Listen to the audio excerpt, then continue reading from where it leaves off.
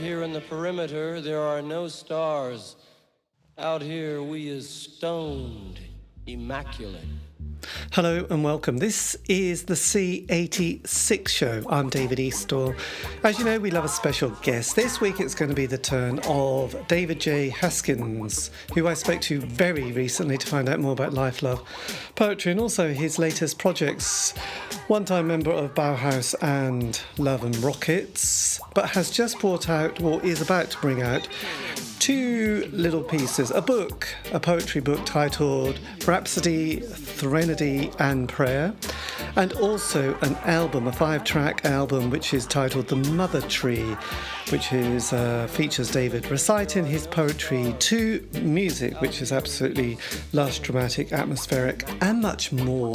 So this is the interview. So after several minutes of interesting but casual chat, we get down to the exciting subject that was this particular album and work that he's bringing out very soon, and it is quite an epic piece. The title track, The Mother Tree, is 21 minutes in fact, and it's absolutely stunning. So with that conversation in the air, David then picks up the baton. David, tell us more about this project. It's a big record for me, you know, and obviously very, very emotional because it concerns, I mean, in great part it concerns my mum and losing her, you know, and the Mother Tree, and then Yes. the other sort of accompanying piece called Ashes and Tea. So when did just on the Mother Tree, because when I sort of casually put it on, hoping for a sort of 3 or 4 minutes, and then thought, blimey, this is looking at my watch, realising that we were sort of well into 10 and then 21 minutes. When did you write this piece? Because it is absolutely amazing, and it's fantastic. You've got the poetry at the book as well, because actually going back and then reading through the poem while you're talking and the music, it kind of all sort of helps make it quite an emotional journey. And I was just kind of curious, when did this all kind of start to happen for you? Well, in 1997, that's when I lost my mother, and I wrote this piece immediately after that. I stayed up for 3 days and wrote the main part of the poem, and then it was concluded. I put it aside, and then it was concluded after I'd received her ashes. Right. And then it's, as you know, I describe what I did with those ashes, and that completed the poem. That's when it was done, you know. So it was a work in progress up until then. Yes. But it's kind of cathartic writing that, and it wasn't something I even thought about. It just rushed up and out, you know. Yeah. I mean, when you wrote it, I mean, which is nearly quite a long time ago, 30 years, isn't it? Yeah. I mean, did you just have it written down during that sort of 3-day period and then just put those kind of lines, lyrics, in a folder and leave them, and then just thought, well, I'll just come back to them one day, or I just needed to go and process it? No, yeah, I just put it aside until I went into the studio in 2020. And it wasn't really my intention to set it to music. I didn't know what I was going to do with it. Probably nothing. I don't know. It was just something that had to happen. But I had it there, and I did want to record a spoken word album with music. And I wasn't sure whether I would be supplying the music, multi-tracking, which is something I've done in the past, or if I'd be bringing in other players. And this, I was lucky enough to stumble across this band, Rakia, by chance, because I went to see a friend of mine, Nora Keys, play a show in downtown LA, and she was on before them, and I was about to leave, and then this group started setting up a trio. And I thought, well, I'll just stay and see what they're like, you know, maybe stay for a song. And I stayed for the whole set, and I was just riveted. And it just occurred to me halfway through their set that what their style could really suit a spoken word as an accompaniment, you know. And it was all instrumental music. Yes. And they were just evidently brilliant players, and they were listening to each other. I gleaned that there was an element of well, some of it was worked out, but there was improvising going on as well. And so it just had this real sort of life to it, to the music. Yes, because the imagery and that you have in this poem is quite extraordinary. I mean, the depths that you have gone. I remember sometimes thinking, God, this has got the same kind of lyrical kind of quality at times that some of the Joni Mitchell lyrics that I used to sort of love as a young child, but the ability to sort of get down to those kind of emotions, which reminded me a bit of listening to David Bowie's Black Star album. And then also, I don't know if you heard the latest album by The Cure, and this kind of slightly feeling of melancholia and sort of kind of the way that kind of album kind of goes through, and I sort of thought this particular track kind of has that kind of sits with those two pieces of work that I sort of love so much, because your childhood and the way you describe what happened to you and your brother and your father and your mother and sort of those sort of the kitchen and the cakes and the upside down cake were all things that I'd slightly forgotten myself in my life, and then was thinking, oh my God, this all seems vaguely familiar at times, and the difficulties of childhood and growing up. So I think it's amazing album to hear, but this particular track kind of is quite a journey that went you on, and that piano and the musical kind of soundscape is quite extraordinary. Yeah, thank you very much. I think there's a cinematic element to it as well, in that, and at that time I was just getting into exploring writing for film, writing screenplays, and so that way of telling a story was in my head, that very visual way of telling a tale. And for example, there's sort of foreshadowing and repetition in imagery, because it starts with the going through the forest, and me with my friend Cook, and he being This this. is the local shaman. Yes, and he wanted to show me this tree in the forest. It was in winter, and he takes me through, and he was barefoot, and I was in my big boots, there was like snow and ice, and he was just tracking through, and I just, I used the image of his foot barefoot falling on the snow, and then he shows me this tree, which is very significant. But then it cuts like a movie would cut to a similar image of my mum's white boot falling on the ice rink when she's ice skating, So there's that foreshadowing, and it's an image, that's repeated but in a different context. And I love things like that. Yes. And then do you then bring in Queensland, Australia in the mid-90s, don't you, as well? So you sort of flick through time as well. Mm. How did that sort of come? Was that all done at the same time that you had that sort of 3-day burst? Yeah, all of it up until the last part, where I returned to the forest with the ashes. Right. Which was quite, yes, that's quite an amazing one. But the childhood and birth, and excuse me if I'm being dense, but did you have a twin brother? No, no. My brother Kevin, who's plays with me in the bands, he's 3 Yes. younger than me. But my mum, she first became pregnant and lost that pregnancy, Right. Okay. because Because it you kind of, yeah, you reference it in the yeah, my phantom older brother, and then just this.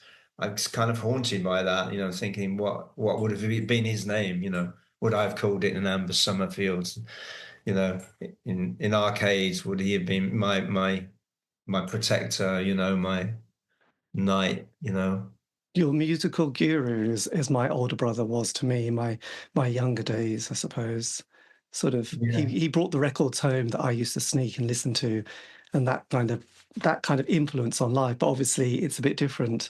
And And from talking from your childhood, then you sort of go through your 60s, the 60s, not your 60s, but that lovely imagery of sort of oranges and Jacob's crackers. I mean, when you revisited it, did it feel like kind of an emotional release, being able to then sort of present the whole piece with the finished line, the last bit, as well as the musical accompaniment? Oh yeah, absolutely. And it was, although it is obviously there is, the element of threnody to it and elegy. There's still also celebration, and there is a rhapsodic element to it as well, because I'm celebrating my mum. Yes. You know. Which is always quite a strange kind of feeling. I mean, when you sort of were putting all this together, did you have the idea of putting, is it sort of 5 tracks with this, your poetry that you've been writing over the decades? Did you have an idea of it being this project? No, I just had a vague idea that one day I want to record a whole spoken word album with music. And then I had a cache of poems, and I just selected the ones that I thought would work in that particular context and with that particular group, Rakia, and what they could bring to it. And the Yes. way the process was, I just sent them the poems and gave them carte blanche to come up with whatever they came up with. And I purposely I didn't want to even hear what they'd done until we were in the studio about to record. And then I just got them to play me a little bit before each track, and I'd either give them some very simple direction, or I'd say, no, that's it. And it was usually the latter. Let's do it. And I don't. So the first time I heard what they'd done was when we were recording, because I did the vocal at the same time, and all those tracks they were first take, apart from one, I think, which was a second take. So it Yes. really has this urgency and its spontaneity, and it's very alive. And they're listening to me intently and responding to what I'm saying and how I'm saying it, and I'm listening to them. And it's very much like we're just feeling the moment. Yes. And you've got some live dates coming up, haven't you, as well? Yeah, yeah. Will it be this particular project that you'll be doing? I will. Well, that group is no longer going. They split up. Typical. And they're all over the country. So it won't be that group. In fact, I won't have a group. I'm just going to have, for the first, maybe third of the set, it'll be pre-recorded music, and I'm going to do some spoken word pieces over that, and then I'll switch to an acoustic guitar and do songs. For a couple of the gigs, I will be accompanied by one of those players, John Bernstein, who's a wonderful keyboard player. So he will be joining me here and there. Yes, which is all. Yes, well, I mean, I have to say, it would be amazing to see, this done as a whole piece. As an evening of kind of yes, an emotional sort of. Well, I don't know about. Yes, it is entertainment, but it is kind of would be an emotional journey at the same time. Oh I yeah, must it admit. certainly would. And I've been talking to the label, Erototox, Chandra, the label, about this, and it's not set in stone at all. It's just an idea at the moment. But he said, "Do you want to do anything on your mother's birthday?" And so I thought about this, and I thought, yeah, I'd love to do something on that date.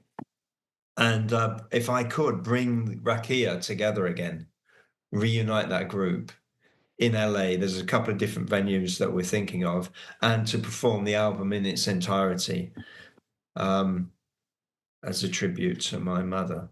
Yes, my God, that would just be mind blowing, actually. Yeah, to make it a real special, sort of memorial event celebrating. Yes. Well, it would.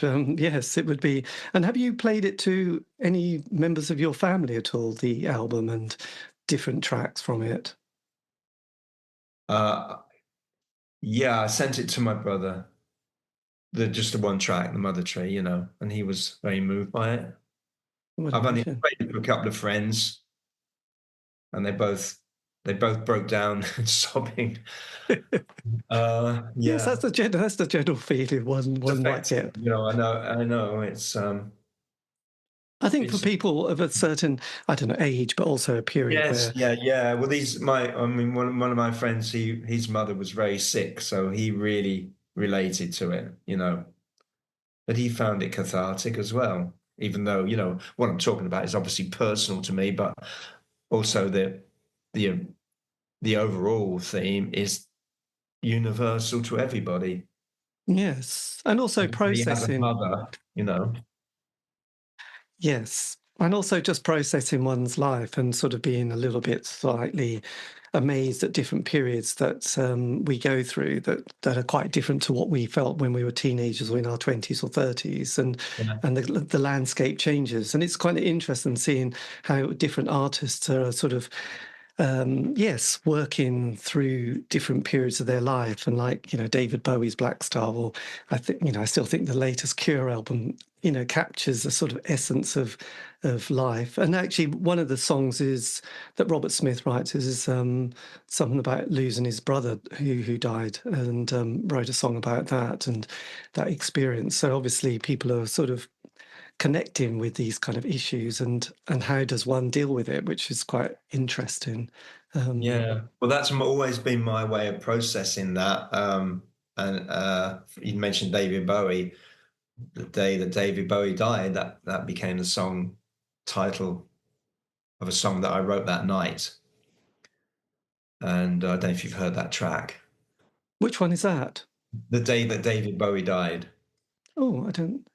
It was a single. It did quite well in England. It was number 4 in the vinyl charts.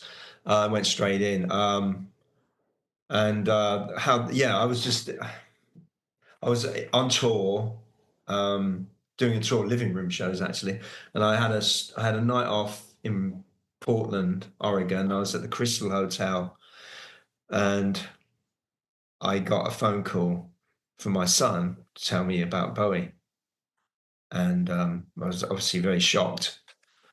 And then I wrote the song that night because I had the guitar there, and I was booked into a studio the next day to record something else. Of course, that song didn't exist, but I had to change the plan. And when I went in, it's Colin Hegner, another guy from the Brian Jonestown band.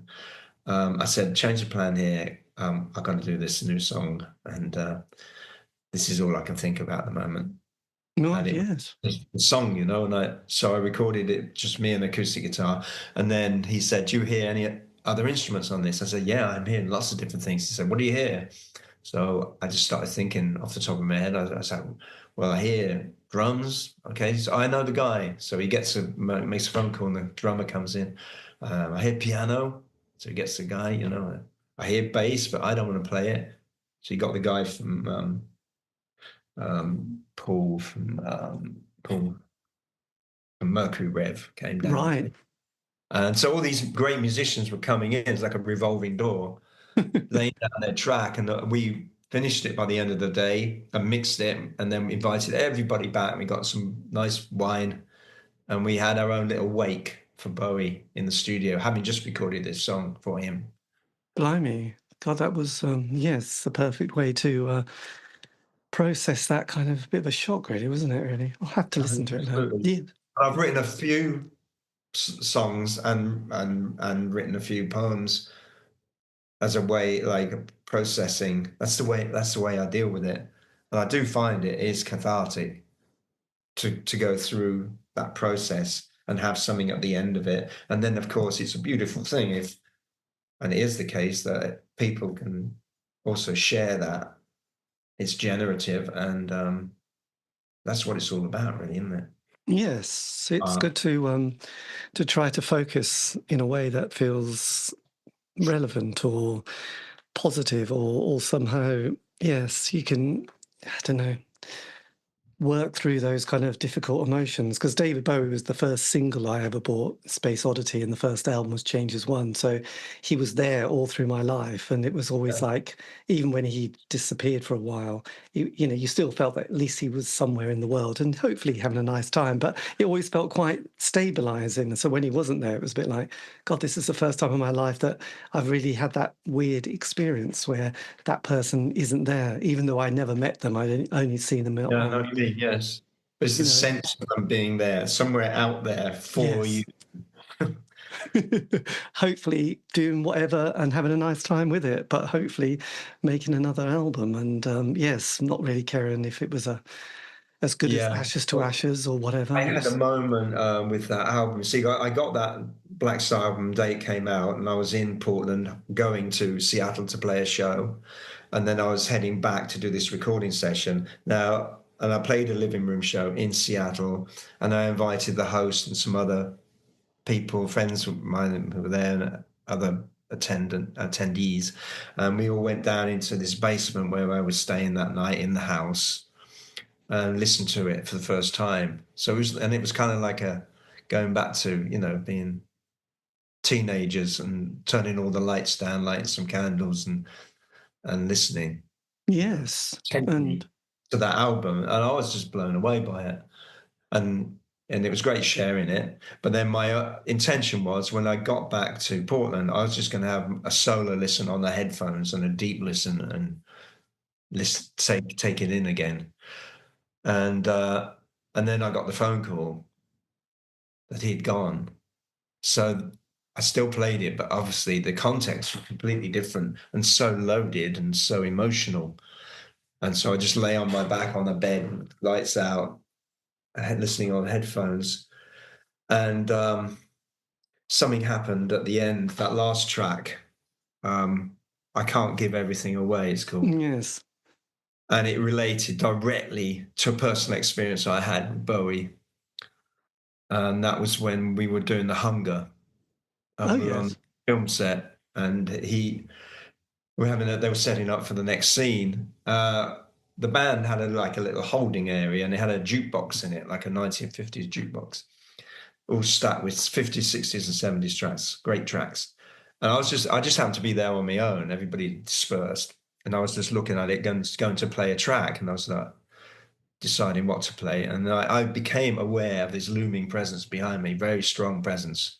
And then I hear this voice, very familiar voice. Do you mind if I pick one? And I turn around, it's Bowie. And I'm like, please, I guess, step in, Dave.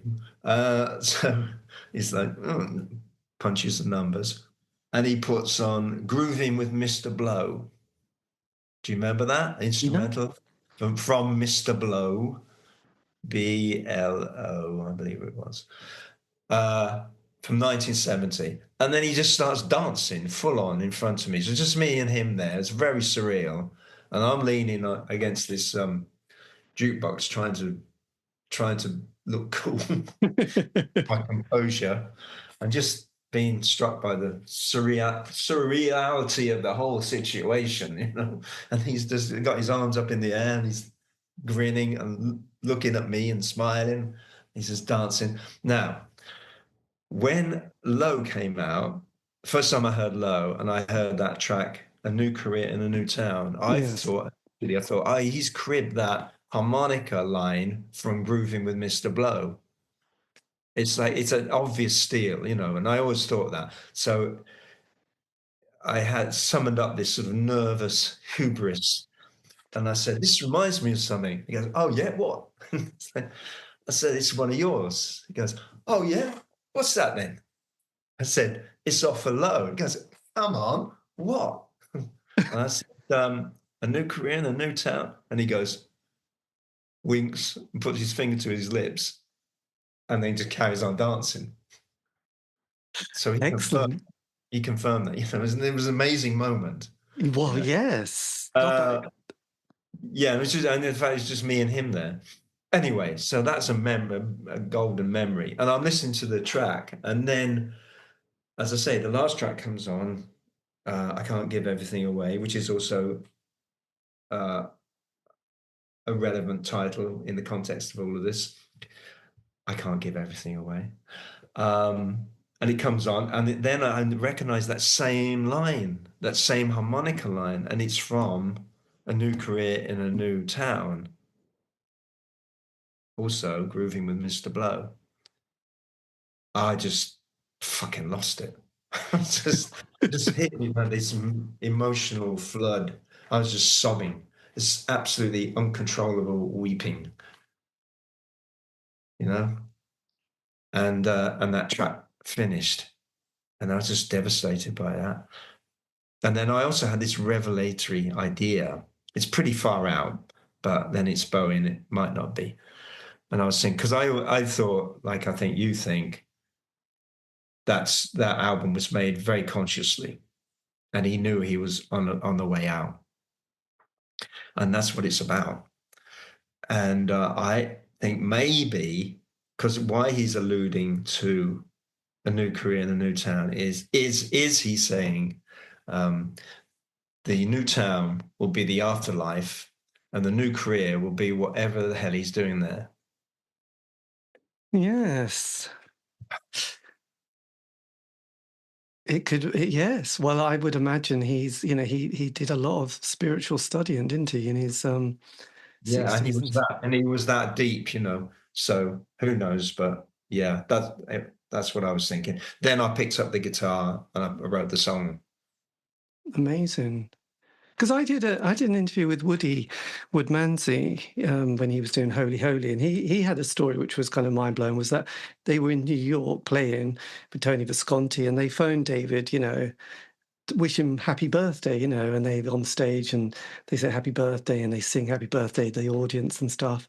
And then the next day, he looks at his phone and it's kind of buzzing and there's millions of messages and he's thinking, what's that? And the next day, he'd passed, and it was like, but we just sung her happy birthday to him the day before in New York. I mean, that was just like, oh my God, that must have totally freaked you out that you were there. I mean, yes, that was what, Woody mentioned. And I was still a bit like, God, that must have been a very strange, when you feel like the circle's almost been completed somehow, there's kind of these weird connections that you think, God, how weird was that? We were, and he was saying, do the audience like the new album? And obviously no one had heard it, but they went, yeah, we love it. But, at the time it's, this is going to be a bit of a tricky one. But obviously we change our minds and then sort of listen to the lyrics a bit more and then have to sit through the video of, Lazarus and Black Star. And there's that kind of reference to that Elvis Presley song, isn't there? When your black star appears, your time's gone. I think it's called Flame and Star in the Presley song. But that's a really amazing connection because they're both born on the same day. And Elvis was a twin, wasn't he? And so was Liberace, but that's another story. But, those Elvis connections with Bowie would always say, and, influencers was, Little Richard, Elvis Presley, it was always the same too. In fact, Lemmy used to say the same as well. They're the same age, so it's not surprising. It's just weird. It's just kind of these little connections. And I know that sometimes, as Darren Brown says, we like to put some order in chaos to then make some sort of semblance of sanity. But sometimes it can help us as well to deal and process stuff. Sure. Which I think that's my take on it, really. But yes, but amazing, your Bowie story. I'm going to have to do lots of research now on that and listen to Grooving with Mr. Blow. I loved your dancing story with Bowie, though. That was very nice. Yeah. So look, going back to your 5-track album. So the next track you've got, Ashes and Tea. No, let's go to Incantation to Hern. This is one that you wrote. This was 30 years ago, in fact, wasn't it? Yeah. So again, was this one that was in the folder that you'd sort of had written back in England? Yeah. So what was the kind of the process with this one, and how did that come about?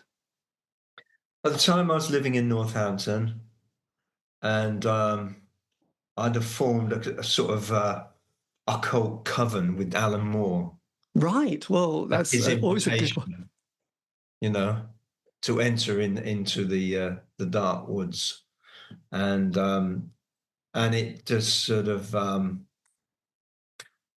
ushered in this period where I was very immersed in the sort of Wiccan traditions and the sort of ancient, the druidic beliefs and the myths of England. Were you And going on to a lot of ley lines at this point? I was, well, not literally, but I was very fascinated by all of that. And Did you buy the John Mitchell book, New View of Atlantis? This one about the earth energies and magic and yeah, and Julian Cope, of course, who's an authority and yes, I've got the book just a there. great scholar. I was reading him, and just sort of discovering, my heritage and Celtic heritage as well, and all these manifestations of magical power.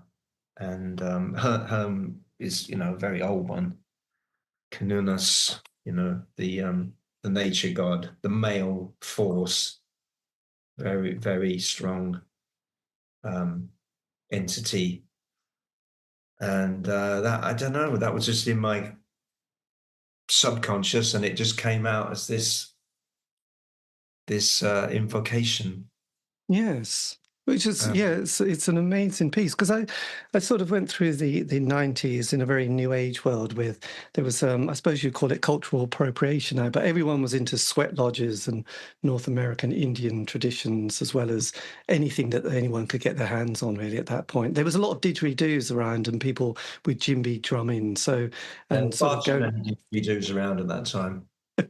There was even Dr. Didge doing an album, Right. and every crusty band had a member of it with a didgeridoo. So there was a lot of things. Did that also feel, being the mid-90s, did that feel like a way that you'd been also processing your own sort of adult life as well? Did you feel like a need to get back to the earth? I say that because I did an interview with a guy called Murray Lachlan Young, who was a poet, and he had this kind of weird life. He got this £1 million contract to be a poet in the 90s, but then the record label did various things and kind of he felt like he'd been screwed over, and he said he completely wrecked as a human being. So he said he had to go and live in the woods for 3 years and build a bar just to get his brain back together again. Did you feel sometimes a need to escape that kind of world that you'd been in previously in the late 70s and 80s to sort of find a sort of a grounding in your own being? There's an element of that. And there's also an element of reaching for the wild and the ecstatic and the magical. And this was also very much intensified by the use of psychedelics, Right. mushrooms. Uh, We loved our mushrooms, didn't we, in the 90s? yeah. So, and doing some ritualistic work with Alan Moore and another friend on mushrooms, and just exploring really. Um, and we had some very profound, strange, wonderful, scary experiences at that time. You know, Yes. um, so that piece, her, and that is very much a product of that time. And it was funny when I recorded that track. We recorded during the pandemic, and so we were all masked, and if we weren't masked, we were like isolated. And I did the vocals in a back room in this studio. I didn't actually use the studio booth. I was in this back room, and there was a little table there, and on the table was this antler that just appeared, which was really odd and apropos, and nobody was quite sure how it got there. But I just picked it up, and I was wielding this thing as we were doing the track, and I felt it was really very useful. It was almost like an antennae. I was like feeling like this is somehow connecting me to this field of power that is represented by the god form of Hern, if that's not too far. No, God, I love those stories. I felt like there was this is connecting me to this, and I did that one take, like all of them, I think, one take. But that one in particular, it felt really powerful, and I felt like I had shifted into some other state of consciousness. I was definitely in an altered state when I was doing that. Fantastic. No, it's lovely. I mean, it brings back fond memories of seeing hippies dancing around naked with, cool. It's what's that thing they blow that? Oh, not cool. Conch. That's the word. Often sort of summon up the gods and the winds and the fire and all the four elements and everything else. Well, it taps into archaic heritage, and that runs very deep. Yes. Well, I do note. I have noticed in these interviews that a lot of musicians have disappeared in the around the world of the Joshua Tree. Have you ever been to the place where they do the gong bath around the Joshua Tree? And there's some of that. I have. Yeah. I actually had an art show there once, and I have done that. The gong. sound, the Integratron. That's the one. Yes, beautiful. Yeah, and I spent some time there with my friend Jonette Napolitano. Oh God, I was going to say that was one. She lives out there. She does with her horses. With her horses, yes. God, she's amazing. Some white stallion. Amazing. I think Durwood, is it Durwood who was in Generation X? He also lives in one of those areas around there as well. Yeah, Adam Freeland as well. He's out there. Yeah. Out there. And another woman called Anna Magnuson often appears, photographs of her down around the Joshua Tree. Yes. Did you ever have any sort of spaceships sort of experiences, or were you much more grounded? I have had those experiences. I go to the desert, well, infrequently, but I love it when I do go there. And I was staying there once on my own, and I had some shrooms. And I do think that they facilitate, as Kenneth McKenna would say, that they facilitate some sort of rapport with whatever that is out there. I did see some very strange things, some lights in the sky that were moving in a really unusual and impossible way. I thought they were stars at first till they started doing this dance. And of course, you can say, oh yeah, well, you're off your face, mate, on shrooms. But there's a quality to those kind of hallucinations that when you have had some experience in that area, you can differentiate between what is being hallucinated and what is appearing through the veil, as it were, I think. Yes. Well, it's those skies around there are just incredible when you look at the Milky Way and just see the clarity of everything. And also after a few days, you do feel like, is it Dean Stanton in Paris, Texas, sort of wandering around those places? If you ever go towards the Death Valley, there's a place called the Old Opera House, which is quite an extraordinary place. I think actually it's where Robert Plant recorded one of his videos in the 80s. That's not a selling point, but that's just one of those little facts. But again, that's kind of strange. There was a woman from New York who'd gone there in the 60s and used to perform all, there. But as she got older and older, she'd only perform eventually on a Sunday, but sitting down, which I always thought would have been an amazing performance to see a ballet dancer. I'm aware of that place. I never went there, but it sounds fascinating. God, I love it. Yes, there you go. So then, just to go back to your, the album, Ashes and Tea. Is this a song that or poem that you'd written? When was this period that you wrote this one? It was in late '97. I was recording in New York with Love and Rockets, Right. and my brother had the ashes, and he gave me this box of ashes, and although the studio was quite away from where I was staying in the village, it didn't feel right to get in a cab somehow with these ashes, so I walked all the way back in the rain, carrying them. And that was a strange experience, carrying your mother's ashes. And then when I got into my little apartment, I wrote that piece. Just wrote that straight away. Wow. God, that is blimey. And what was it like you did this again in lockdown. What was it like to record it? The pieces came to life again, and the music breathed the new life into them. And the music inspired me to access the pieces on a very deep level.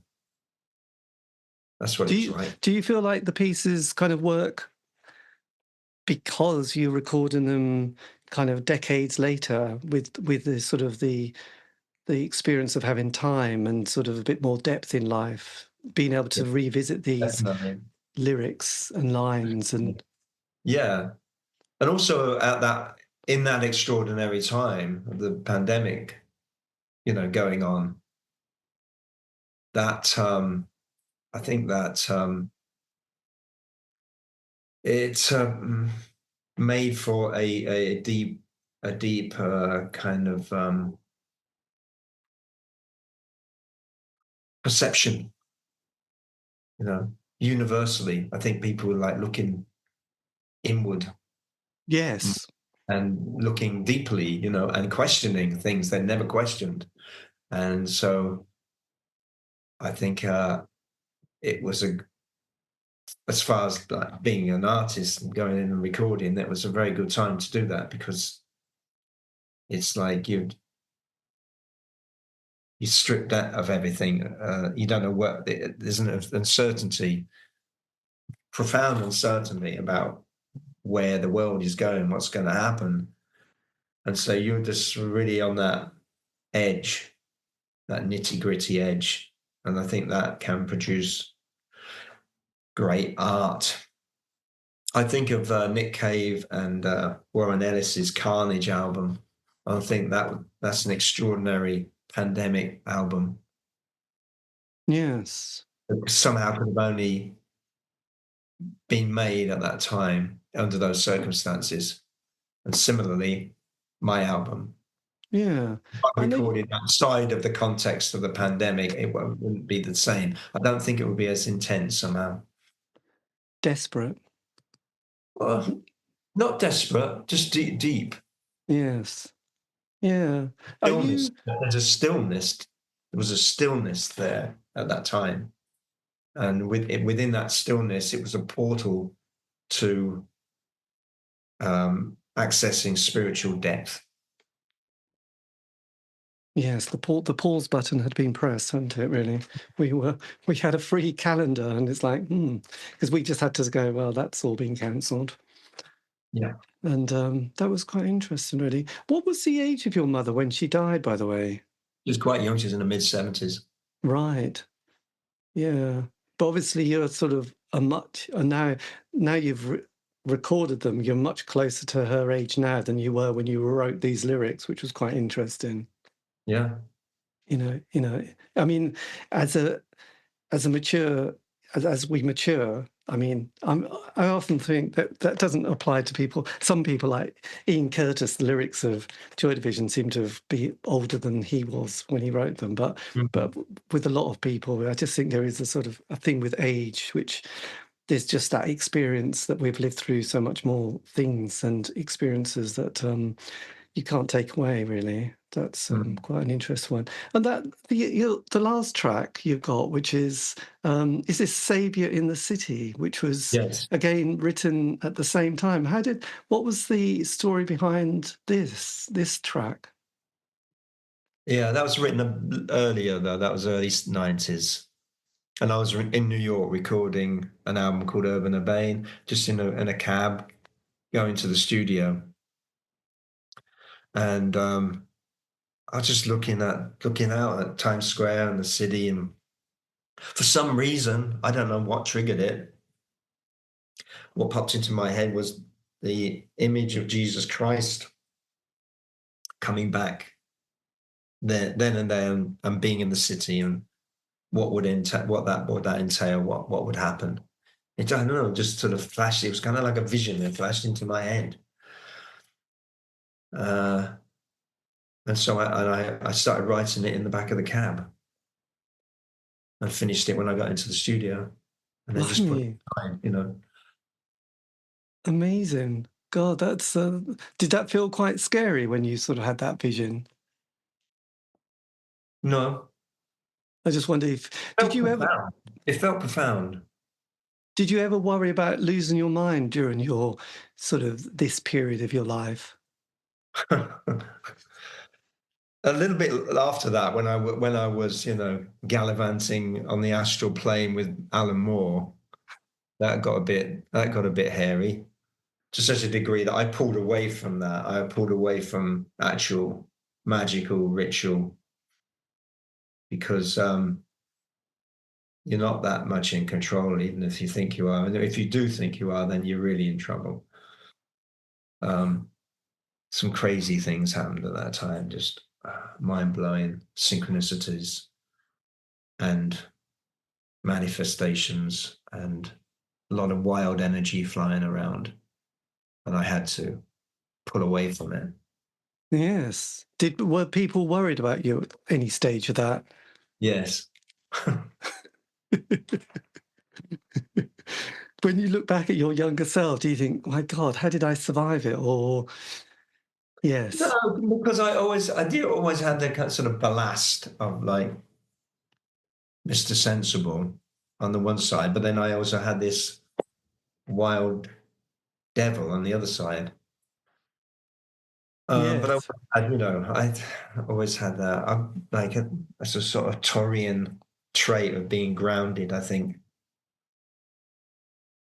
And obviously, do you still sort of tap into certain kind of elements of spiritual practice, or sort of? Yeah, sure. It's around all the time. And my daily practice is transcendental meditation, and that was something that I've always sort of dipped in and out of meditation, but it had never been really that structured.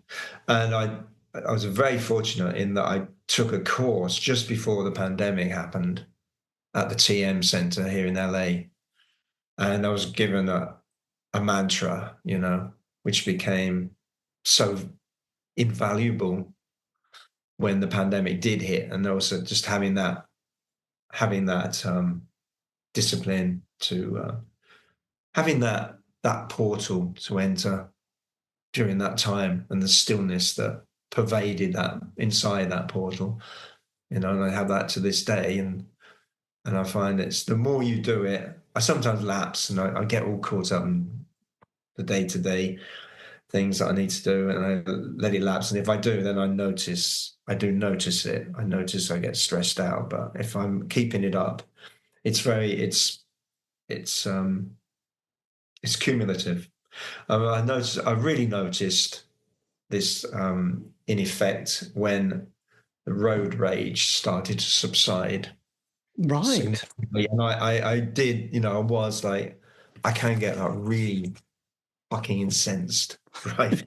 Especially in LA, to the point where I've, you know, in the past, I felt like I'm going to gun this guy down. I'm going to, like, he's not going to get away with this, you know, and I would like chase after them to that degree, you know, and Yes. real madness. And I noticed after I'd been doing TM for a while, things that would have really wound me up in the past, I couldn't care less about. I just shrugged it off. And that's when I knew that, yeah, this is having a real effect. Well, absolutely. No, it's kind of important. I mean, yes, I think it's kind of interesting you sort of mention those things because, again, that intolerance or anger or frustration in it is just such a negative energy, and it sort of does so much more damage to oneself than that person or situation. And then once you can process all that, you kind of feel a little bit like you can move, and then you realise you're not sort of having a day-to-day confrontation, which you think, oh, that's quite nice. Is that luck? Or actually, no, it's not. It's my thoughts in a way. It's kind of dealing with situations quite nicely and not getting so frustrated. And it's quite nice. Do you find that people of your own age who have survived, have you sort of coming across conversations where you're having slightly similar kind of paths or emotions or way you're dealing with just getting older and dealing with those, constant kind of moments of one's health or other people's health or, Yeah, very frustrations? much so. Yeah, yeah. And those friendships that have remained are very rich, and they're very much appreciated. When you're young, you don't really appreciate um, friendship on the same level that you do when you're aware of the vulnerability of that friendship and how precious it is. Yes. Do you feel, because I did an interview with another artist, musician, who was doing a piece of work which was about places in their life that had particular significance and was going back there. They could, for him, everything was personal to the individual. Do you also have places in your life that you go back, or you at least can kind of go back in your mind to be there, just to sort of give yourself a grounding to make sense of your life? Yeah, definitely. Yeah. There's places in England that I haven't physically been to in decades, but in my mind, I go there quite often. There's like a forest outside of where I was living in Northampton that I'd go to. That's a very healing place, and it's interesting how um, that can be evoked just through like sense memory and just like the smell of the woods, particularly after it had rained. I can kind of conjure that, and I'm back there. Yes, There are places like that. it's quite beautiful actually. Have you also thought about your own, how your wishes about what will happen with your body, when you pass away? I mean, I've having done the poem and then done this piece of work and thought so much about life. Have you wondered how your life will get celebrated as well? Well, that's not for me to say, is it? I mean, right, I suppose you can direct that to a degree, but, and I have directed it to a degree in that I've told my son the song that I want played, and it's all kind of taken care of, all that, but it's very personal. It is, sorry, that was Yeah, no, no, no. Yeah, I thought about it.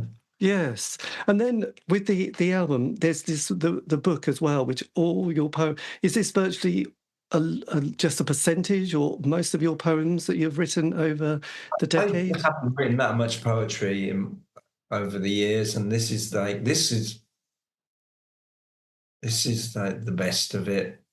And it goes back to nine. I think the earliest one is like 1977. Yeah, up until and the latest one was literally written when the book was going to press, and I had this memory bubbled up, and I just wrote it down. And it was a poem. I thought, now that's pretty damn good. I wish that could go in the book. So I called up the guy who was printing it, and I said, "Is it possible to insert this?" And they did. They said, "Yeah." Fantastic. Just as a And sort of, what one was that, by the way? It's called Aftermath. In fact, I've got it here. Shall I read it to you? Yes. Okay, so this is a memory, and yeah, these things just bubble up. And this happened to me in 1966 when I was 9, walking home from school one day. Nice. So, an expanse of shattered glass fragments, like spilled diamonds, dazzling in the sun of a 1960s school day afternoon. 9-year-old me witnessed to the aftermath of the beautiful horror of a spectacular crash. The twisted motorcycle, its rear wheel still spinning, embedded in the side of a Mr. Whippy ice cream van. Smoke gushing from the exploded engine. The rider sitting on the pavement, hands held to helmetless head.